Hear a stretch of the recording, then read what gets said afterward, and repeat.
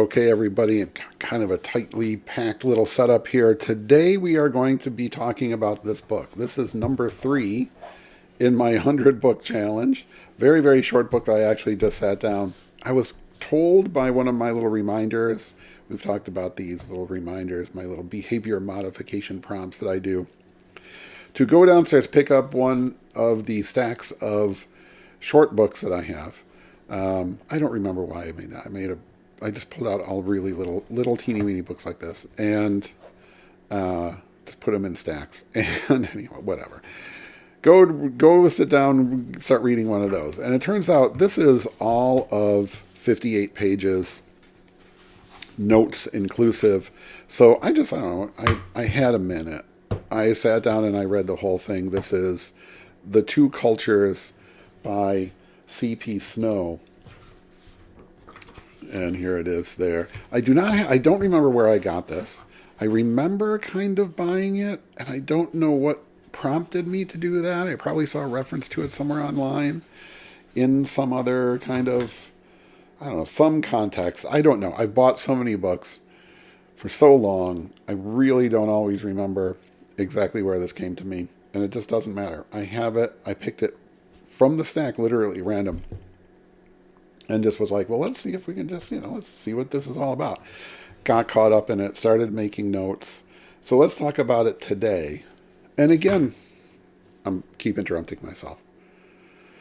But this 100 book challenge isn't about hurry, read a bunch of really short books and just read them as fast as possible to get through it. That's not what it is, right? This is just to sort of help me kind of put a pause on what was becoming a little bit overconsumptive, just book by book haul. And then sort of shift that money, even though I don't really spend that much money, to other projects and stuff like that. So this is not, even though it certainly may seem to, being book 3 of 100, this is not an attempt to just sort of blast through that 100 by reading little short books like this. It just happened to come up, right? So The Two Cultures and the Scientific Revolution by C.P. Snow. Now, this was a lecture that was given, part of the Reed Lectures at Cambridge, on May 7th of 1959 by the English chemist and novelist C.P. Snow. That's Charles Percy Snow. The book was published later that year, as you'll see here, right, by Cambridge University Press. This is Cambridge University Press in New York, printed in the United States of America, right? And the contents, and again, it is 58 pages, and if you just kind of flip through, you'll see that the type is actually pretty big. This is not. Is it really a book? It's a lecture, right? It's the transcription of a lecture, or his script for the lecture. It's a book because it's contained in a book. There you go. It's really split into 4 chapters and some notes. Not very long. And at first, I was a little bit, it felt older than it was as I first started reading it. This is 1959, right? This isn't 1859. This isn't 1909 or anything like that. This is fairly modern times, right? But really, it's interesting that it is very much of its day, but at the same time also felt very old-fashioned for that was a few years before I was born, so maybe kind of my assumptions about 1959. I can imagine that Cambridge University was never really like the hotbed of progressive thinking, certainly not then.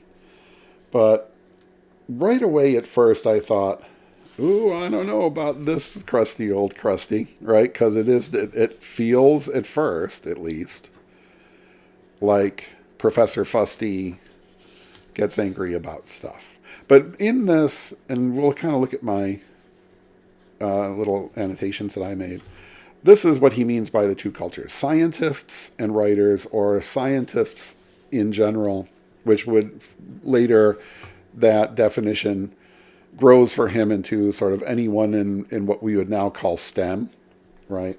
Science and engineering, mathematics. Um, and not just writers, but artists in general, or that kind of the sort of two intellectuals, right?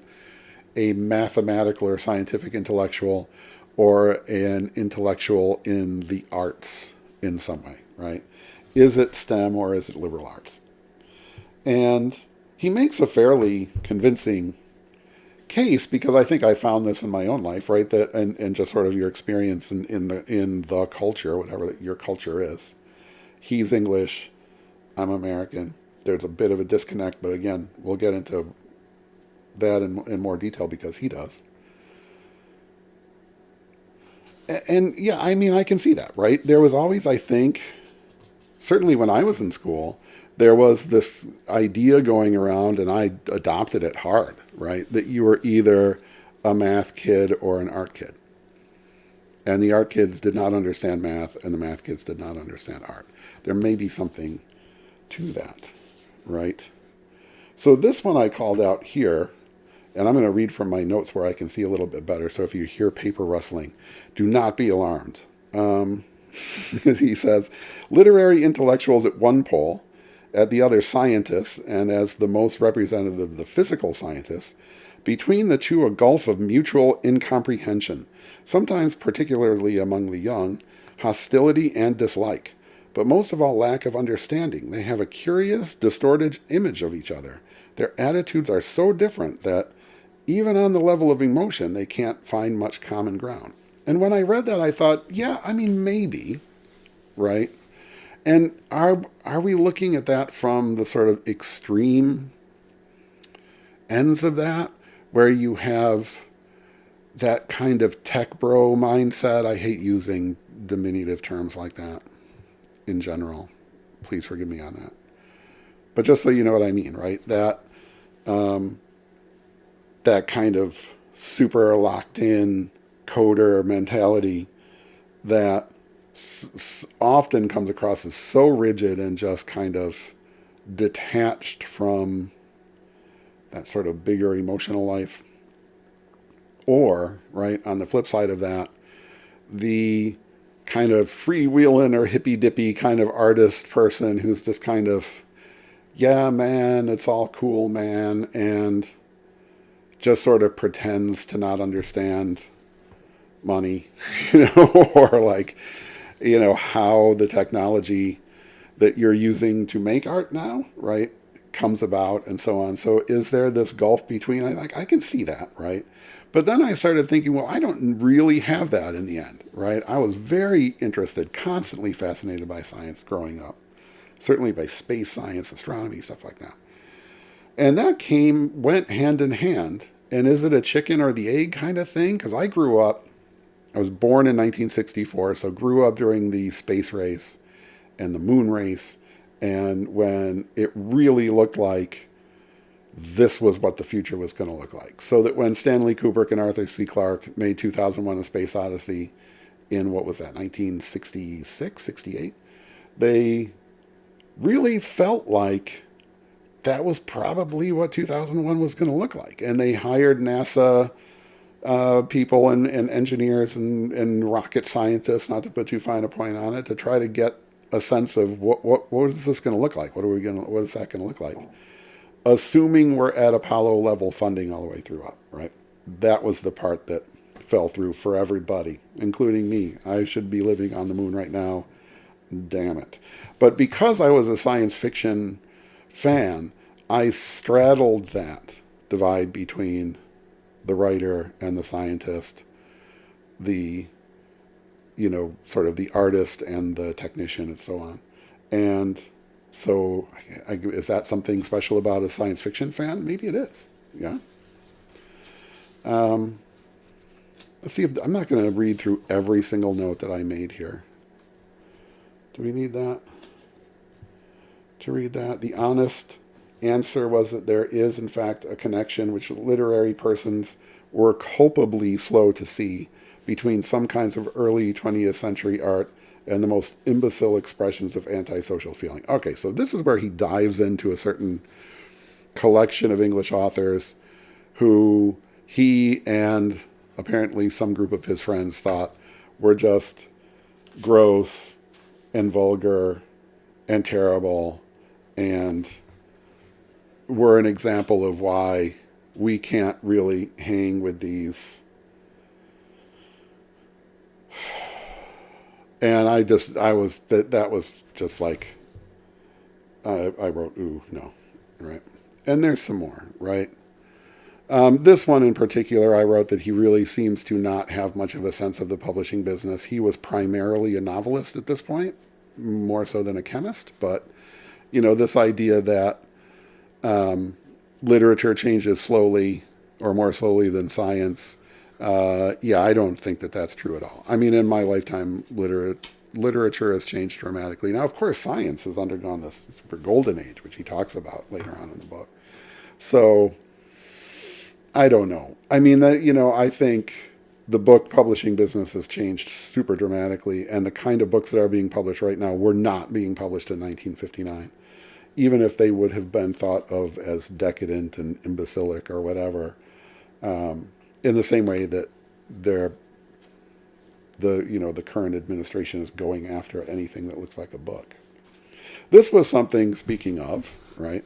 And I don't get political here, but I think at this point in America, it is March 21st of 2025. There's no way to not be political, period. I respect these arguments, he says. The number 2 is a very dangerous number. That is why the dialectic is a dangerous process. Attempts to divide anything into 2 ought to be regarded with much suspicion. And isn't that exactly what's happening? Where this frankly insane notion that America is evenly split between radical Marxist leftists and reactionary Nazis. When in fact, what we have in the political 2-party system, right, that dialectic political system, which is very dangerous, is a center-right, mostly kind of conservative-ish party, which is the Democratic Party. And then whatever insanity has befallen the Republicans. And I don't know what that is. I'm not Mr. Politics. I don't sit there. And this is why I haven't just turned into some kind of, literally like Lovecraftian blithering protagonist at the end in a padded room somewhere. I don't sit and watch the news all day. I don't engage in, oh my God, did you hear what Trump said yesterday? I believe you that he said something unbelievably terrible and or unbelievably stupid. But I also now, unfortunately, believe that the Democrats, hi Chuck Schumer, sorry about your book tour, are basically the same guys. And so where are we now, right? With the sort of Trump Republicans who have convinced themselves that anyone who voted for center-right Republican candidate Kamala Harris is like a wild Marxist who just wants to, kidnap your children and change their gender. Unbelievable stupidity at work. Yeah.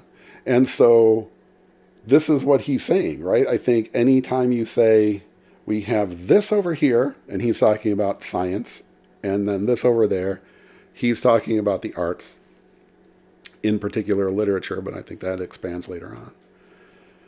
And never the twain shall meet, you get into trouble. And the case that he's making here, as I sort of read on, and he begins to make that point, I started to really respond to this book lots more, right? Because for me, it did start off as sort of, like I said, Professor Fusty of Cambridge telling everybody why they're dumb and that they should be more science-minded and quit reading Yeats. I don't know. because he's right about that, right? There should be no void between. In the same way, there should be no void between Americans. We actually do all want the same things. And none of us want to have a dictator. None of us want to have books banned. And how he has convinced people that that's good, I do not understand, right? We do not want hyper-nationalism. We do not want concentration camps, etc. And somehow we have been forced into this dialectic, which is playing out now in potentially tragic circumstances. I say potentially because I think actually what we're seeing here is the violent self-immolation of the Republican Party, but we could be so lucky. Anyway, here he says, if the scientists have the future in their bones, then the traditional culture responds by wishing the future did not exist. Right? This polarization is a sheer loss to us all. Here I do not agree with that. I do not think for a second that that artists think that, or anyone who isn't a scientist thinks that the future is, doesn't exist, or that we should try to avoid it.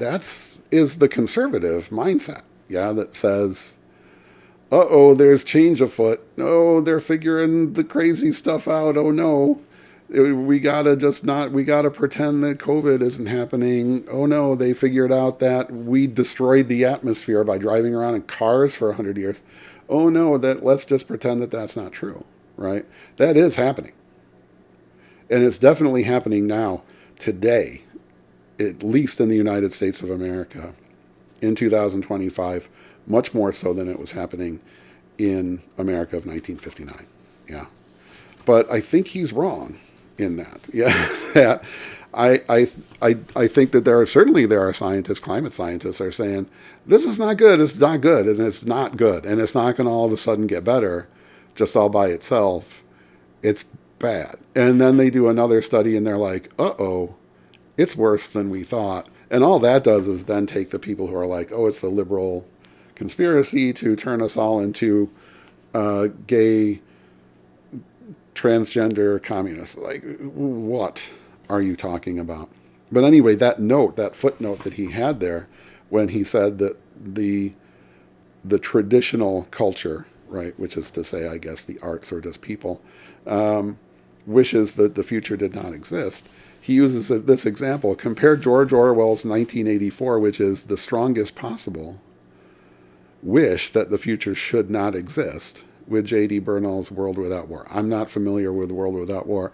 I am familiar with George Orwell, which made me write this note along the side here, where I said, no, Orwell said this future should not exist.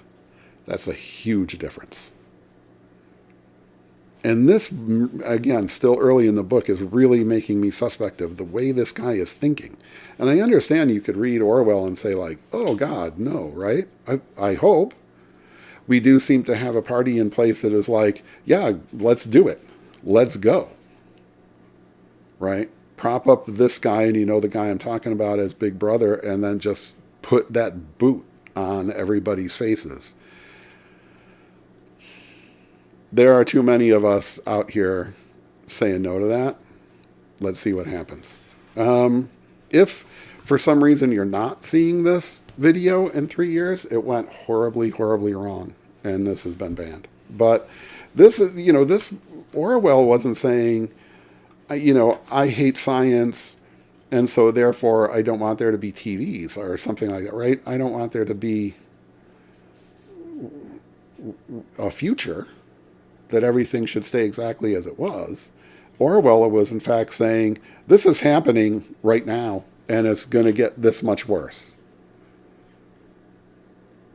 And it's happening in the guise of anti-communism, right? Or a sort of oligarchical, semi-totalitarian way, which has certainly come to characterize the United States. Or it's, on the other side of the world, there's the Soviet Union, which is definitely this, but with a sort of different veneer attached to it, right? So the same dystopia is either communist or capitalist or whatever. Either way, it's when you have Big Brother, you're in big trouble.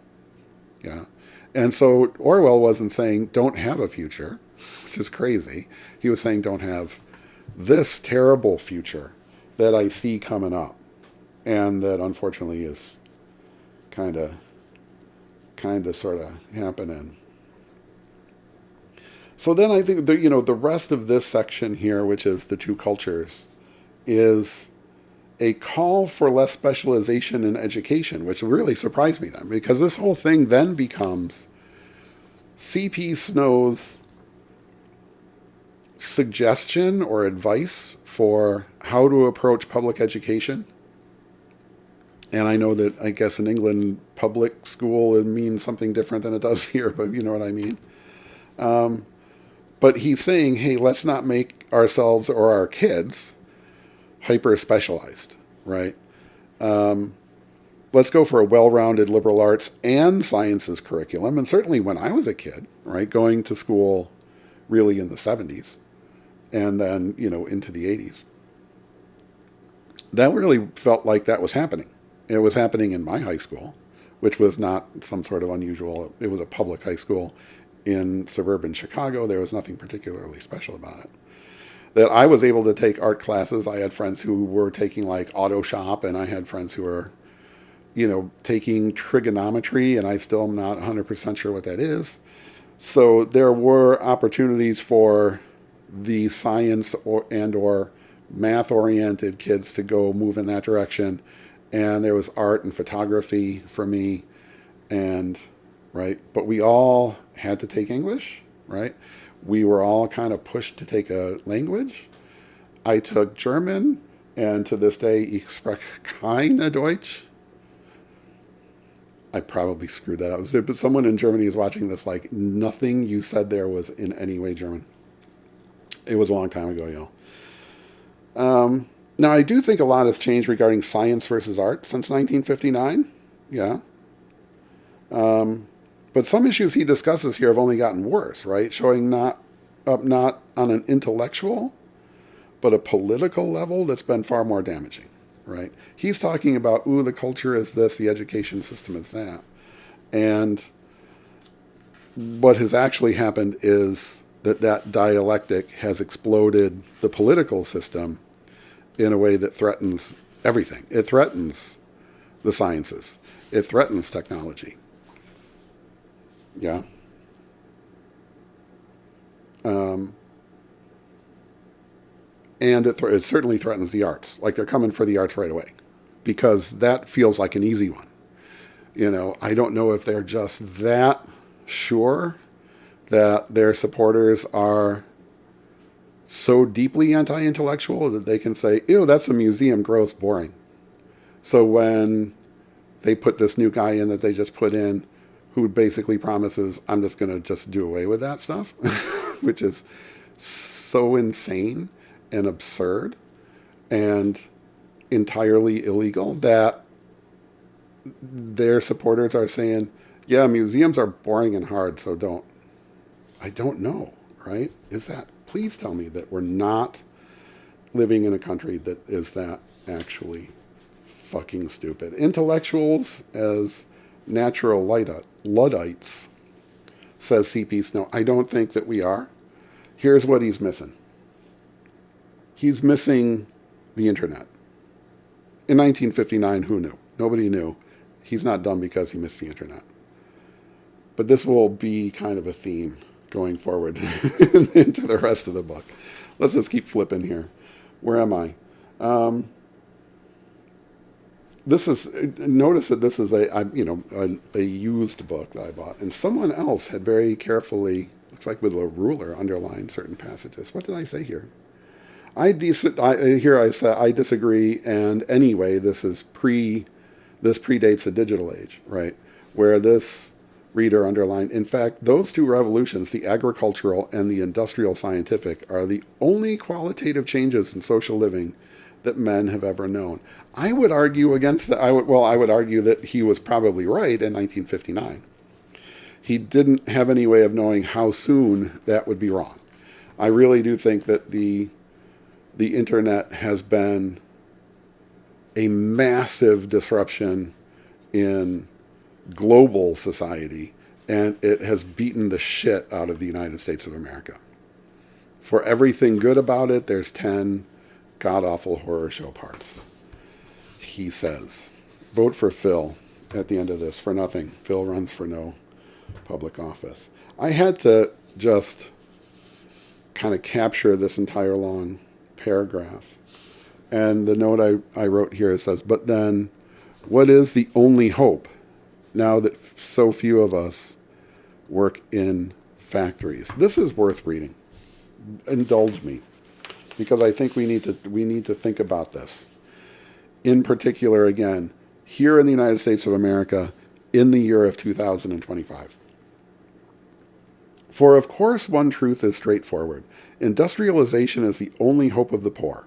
I use the word hope in a crude and prosaic sense.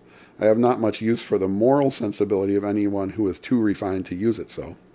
It is all very well for us, sitting pretty, to think that material standards of living don't matter all that much. It is all very well for one, as a personal choice, to reject industrialization, do a modern Walden, if you like, and if you go without much food, see most of your children die in infancy, despise the comforts of literacy, accept 20 years off your own life, then I respect you for the strength of your aesthetic revulsion. That's very magnanimous of him, but you can clearly see which side of Walden Pond he lives on. But I don't respect you in the slightest if, even passively, you try to impose the same choice on others who are not free to choose. In fact, we know what their choice would be. For with singular unanimity, in any country where they have had the chance, the poor have walked off the land into the factories as fast as the factories could take them. Isn't this true? But this is kind of it now, right? And this is where I said, well, what now, though? What only hope do we have? Those of us who are in the 99.9% of the people who are not billionaires.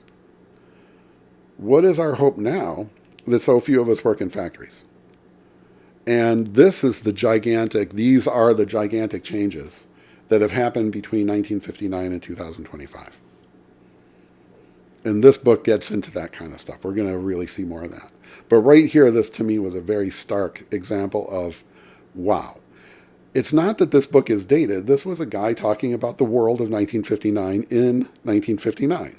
And he didn't have some kind of time machine or magical crystal ball that would say, well, listen, they're going to invent this, computers that everyone will just have in their house. And then somebody will go like, hey, what if we put those on the telephone and have them talk to each other? And ooh, that would be cool. What if we did, right? And then all of a sudden, here we are. And when I say all of a sudden, here we are, that's not me being lazy about a transition. It was like all of a sudden, here we are. For those of you who are too young to remember the world before there was an internet, it was completely different. I live today at the age of 60 in a magical science fiction universe where I am never lost driving around in my car, because a voice from my telephone says, in 120 feet, turn right at the light. That's magical.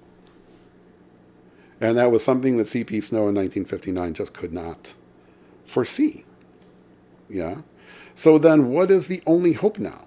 We've gone from the agrarian society to the industrial society for sure, and now we're in the digital society. I've never worked in a factory. I don't know anyone who's ever worked in a factory.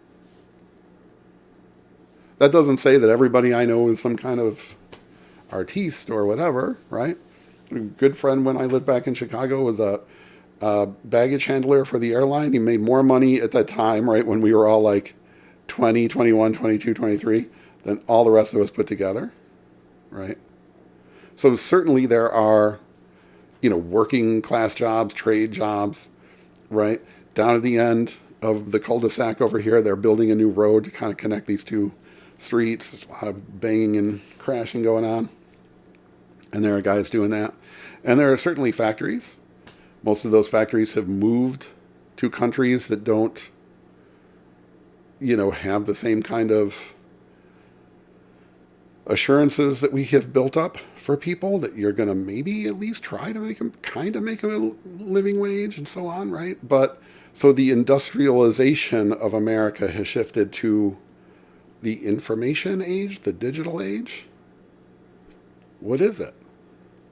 And for me, this is the gigantic question. Because yes, it is possible, I do, effectively, to make a living on the internet. I'm a one-person freelance operation, and I have clients literally all over the world. And that's made possible by the internet. So I've found my way through that. Not everybody is finding their way through that. And that's, I think, one of the reasons why there's this giant political disruption happening. Because just like there was political disruption, and there absolutely was, as freed slaves moved north into the factory cities, there was huge, racial violence and just terrible stuff going on. This was not a smooth, like, yay, everybody come on in and get a job. There was a lot going on behind that lingers today. Yeah. And so we've made it through that. We've made it through the industrial age. We're looking at, hey, how could we build things without actually destroying the atmosphere so that our grandchildren don't just die in today's natural disaster? Some of us are like, well, let's just say that that's pretend because it's too scary to think about. But others of us are trying to think, what do I do about that? And then also, how do I navigate this giant mass of information mixed with disinformation, mixed with actual lies, attempts to manipulate well-meaning people who are just wrong, right? And then the giant opinion machine, which is, I like this book, I hated this book is bad, this book is good. No, you're wrong, you're bad because you don't, right? And then it turns into, what are we talking about? Right? Online arguments over subjective, artistic opinions, etc. Right? This is where this book stops short because it stops at 1959. And then so I hate to leave that just as an open question, because I really would love to be able to be the guy who says, this is how you do it, everybody. Okay, here's the new, right? The third New Deal, in which we all are assured that everything is going to be fine in the information age or the digital age. I can't do that. I hope someone who isn't one of these accelerationist tech billionaires will have some idea about that, because it seems to be the idea is, I don't care. We're going to make AI to do something for some reason because we can, and we think that because we can is good enough. Or is that just me? Am I just being one of the other two cultures in thinking, I know I grew up as a kid and continue to read science fiction stories about don't build this goddamn thing. I have never read a pro-AI science fiction story in my life. And I cannot tell you the number of anti-AI stories I have read over my entire life. One after another after another. My favorite science fiction novel of all time, Dune, begins, 10,000 years after they fought a war nearly to the death against AI, and then have banned thinking machines for 10 millennia since. My favorite short story of all time, I Have No Mouth and I Must Scream, is the anti-AI story. don't build these things. And yet that's what it is being shoved down our throats. See what can happen? You pick a random book that you don't remember buying, and then I'm triggered. And if I'm triggering anybody out there, let's get triggered. First of all, this is going to be the least triggering thing you see in America today, I promise. Anyway, the scientific revolution, most of this seems to be an examination of the relative strengths and weaknesses of the educational systems of the UK, America, and the Union of Soviet Socialist Republics. For those youngsters in the crowd, that's Russia when they used to be commies. At that point, I trust you that in 1959 this is what we were talking about. But there's one in here. This one, rather than any of the notes in the actual text, there was one that I picked out. There was a note that I picked out, and this is where I thought, oh, thank you. Right, C.P. Snow goes progressive. Remember, this is 1959. This is Leave It to Beaver America, and God knows what was going on in England at the time. He said, "It is one of our major follies that whatever we say, we don't in reality regard women as suitable for scientific careers. Thus, we neatly divide our pool of potential talent by 2. And this is the kind of thing that once you start thinking about it, you might go a little bit nuts. And I've talked about this in the past in other contexts, but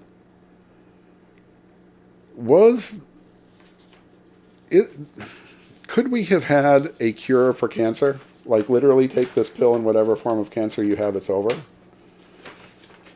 If that one woman who would have had that idea in 1971 or 1931 wasn't allowed to go to medical school, or was sort of told by teachers and guidance counselors and parents, oh, you don't want to take math classes. Listen to your talking Barbie, math is hard, right? Go just take home ec because you're pretty and you'll be fine. Which is horrifying, right? It's horrifying. Because that goes, how far does that go back? It literally goes all the way back. When you think of all the great composers, right? The classical composers, Mozart, Bach, Beethoven, right? They're all guys. And they all made amazing music. And the reason that they're remembered and right Salieri is not, is because they were really good at it. How many women would also have been really good at it? It would have been Mozart, Beethoven, Brahms, and then 3 more who were women, who were just not allowed to do it. So we missed that. We missed those operas. We missed those symphonies. Yeah. Poetry, they were kind of allowed to write, so we have some poets going back into the dark ages. It was like, ladies writing poetry, isn't that sweet? So there was some art going on, right? And isn't that great? I mean, as a writer and an editor, to be able to say, hey, publishing was there for you, right? Books were there for you. Jane Austen, Mary Shelley, right? When science was not there for those same people. So we have some of the literary geniuses of whatever, the 19th century. And we have none of the scientific geniuses. But one, Marie Curie. I mean, there's so few that we know their names. They're famous, right? Everybody tells the story of how Hedy Lamarr invented frequency hopping to create, essentially guided torpedoes in the war. And everybody was like, wow, how is it possible this gal did that? That's crazy. Well, that then later became known as telemetry, and now you know it as Wi-Fi. So there's an invention that you use every day, I'm assuming. You're watching this on YouTube, right? Invented by a woman who also happened to be an artist, a movie star actress. And it was just weird because, hey, we're all in it for the war effort, so we're going to let gals do stuff that normally a gal wouldn't do. And then the guys came home from the war, and the gals were fired.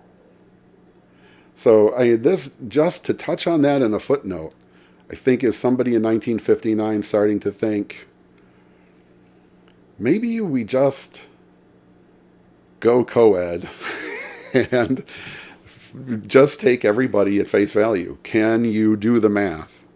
You're in the math program then. Fantastic. Do you like this? Are you curious about, right, the lives of chimpanzees? And so since then, we have started to see women in the sciences. Fewer women in technology, which is still, that sort of weird bro club. But again, that's something that over the course of the intervening 65 years has really changed. And certainly changed for the better. So again, this one is saying, hey, the Russians are definitely teaching people how to build rockets and stuff. America is on that, but behind. England is mired in, this over specialization. The last section is called The Rich and the Poor, where he talks about income disparity or wealth disparity. But he talks about it in terms of nations, right? And this is where we get into some really fascinating stuff, because now we're in the time machine. And that's what books are. This is a time machine taking us back to a really smart guy in 1959 who did not have any way to know exactly what was coming, but he tried. God bless his heart. And to me, it really is God. God help anyone who tries to predict the future. I've told you about this before. Science fiction authors don't even create a story that's interesting and that is based on what's happening around you today. That's what George Orwell did. That's what Frank Herbert did. Dune is a story about oil and the Middle East and colonialism there. Yeah.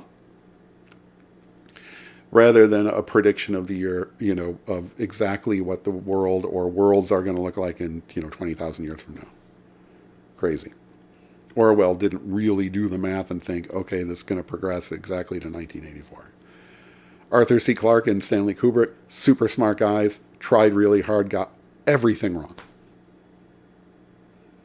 They predicted the iPad a little bit early and flat screen monitors. They had that. But I think people were working on those by then. All the rest of it, the Moon City and the giant space station, nope. Yeah. So here, Snow writes, the disparity between the rich and the poor has been noticed. It has been noticed most acutely and not unnaturally by the poor. Just because they have noticed it, it won't last for long. Whatever else in the world we know survives to the year 2000, that won't. So by the year 2000, there will be no income disparity. Oh, bless your heart. I mean, he really just had, that is so hopeful that it just makes you want to cry. Like, here's a guy in 1959 really putting a lot of thought into this and just looking around like, there's no way that this is going to stand up. Ugh. So he's talking about impoverished nations, right? And enormous progress on that score has been made since 1959. This is 100% true. There are fewer people living in extreme poverty now than then, if you can believe it. And I mean extreme poverty. I don't mean like, hey, I only make like 60 grand a year and there's no way for me to buy a house. That sucks in America and that needs to be fixed. But I'm talking about extreme poverty, where you literally probably won't eat for the next couple, 2-3 days, unless some kind of charity caravan makes it through the swamps and the bandits or whatever. So when I hear income disparity, and I think when anybody does, certainly living in this country, it is the personal income disparity. It is the sort of, the 90% is making effectively less money now than, 30, 40 years ago. And the top 10% is making way more. And this is a problem. I will refer you, if I can find the link, to a whole series of videos, a course by Robert Reich from, I think it was Stanford, that will crystallize for you what income disparity in America looks like. But earlier in this section, he described India as essentially an impoverished backwater, right?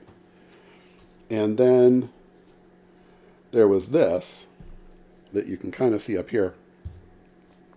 China is betwixt and between, not yet over the industrial hump, but probably getting there. Okay. They've gotten there. And that means going from an agrarian, sort of poor third world agrarian nation to an industrialized nation. Clearly, China has made that leap. And then, yeah, I mean, to be honest, he didn't always miss the point, right? He hit the mark a couple times. And I'm going to read this paragraph where I wrote, so true. So true. During all human history until this century, the rate of social change has been very slow. So slow that it would pass unnoticed in one person's lifetime. That is no longer so. The rate of change has increased so much that our imagination can't keep up. There is bound to be more social change affecting more people in the next decade than in any before. Holy bananas, was he right about the 60s. Now, in 1959, I think you could, if you're looking around, you could probably see like, it seems like there's kind of trouble brewing. Civil rights movement was on. People were starting to say like, no more of this. Yeah, whatever this is. But holy moly, right? The difference between 1959 and 1969. There is bound to be more change again in the 1970s.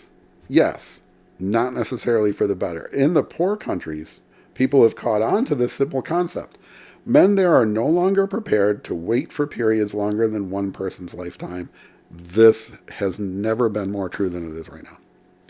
In fact, and this is another thing where he was dead on, although, again, I think if you're smart and you're looking around at what's going on around you in 1959, you can see kind of stuff brewing, for sure. Things didn't really progress again so much in the 70s as they sort of pulled back just a little bit and then kind of lurched to a sort of a standstill, but then not really in the 80s where, we did, see really the rise of gay rights in particular.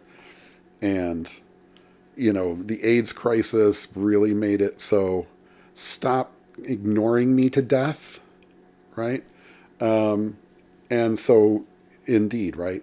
And so if you look at the sort of social structure of the world, and I mean the world, right? He had no way to even consider that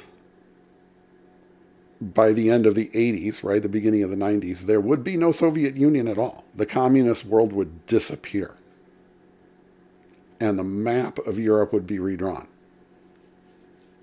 I was there for that, watching the news going like, what did the Russians just go like, forget it. They basically were just like, yeah, no more with the whole commie thing. So that's over. Everybody's just your own country or whatever if you want to. And it was like, what about Germany? Do you want to, like, are we going to, yeah, well, all right, well, Germany's reunited? And I think even the Germans were like, are we? And nobody said no. Right? It was so weird. It was so weird. In the course of my lifetime, I'm 60 years old, the radical changes to everything about the way people live their lives is mind-boggling. It's mind-boggling. And certainly the political landscape in America right now, this massive reactionary spasm that's happening right now is some desperate attempt to react to the things that he's talking about in this book, which is, I'm so confused by the world, I don't even know what it is anymore. The preacher says this, the TV news says that, a guy on YouTube says the other thing, the president says that Doctors, when they deliver a baby, set it aside to make a decision whether or not they're going to murder it. So that must be true, right? Because the president wouldn't say that on a nationally televised debate if it wasn't true, except he did, and it wasn't. So we're now in this cloud of craziness because things have changed too fast for anyone to get a handle on. And then this thing was created, the internet, which was, I guess everybody can use it, so just whatever. And with just no checks and balances on it whatsoever. So we just have these anonymous actors out there all over the place. Seemingly most of them either trying to rip you off, right? The emails I'm getting now are directly from from the Washington Department of Transportation, the Washington State Department of Transportation, because I owe money because I used the toll bridges, which I didn't. And that's coming from a Gmail address, right?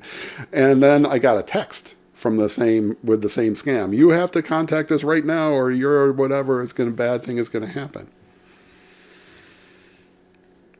And the country code from the telephone number was 63. So anyway, the internet, good, because you can hear me talk about this book right now. Thank you for watching. So, I mean, I think he kind of ends with an explosion there, right? This is really true, that the world is already in 1959 changing faster than it ever did before. Yeah. And I've talked about this when I talk about science fiction. I've talked about this in choruses and other places, right? Is don't just think about the technological change, which is where you see a lot of science fiction fall flat. I read a lot of old science fiction from the 50s, right? All my old ace doubles and all the old vintage stuff. And from earlier, the 30s, going back in the 20s, from all the pulp magazines that I love to read. And everybody concentrates on the science. Certainly post Campbell and the astounding hard science fiction revolution, if you can call it that. I don't think it really was, but an emphasis on science and technology.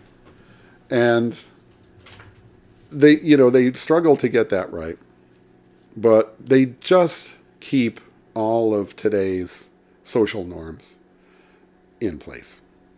Anyway, the rest of this is basically, let's help the third world to industrialize lest the Soviets do it first.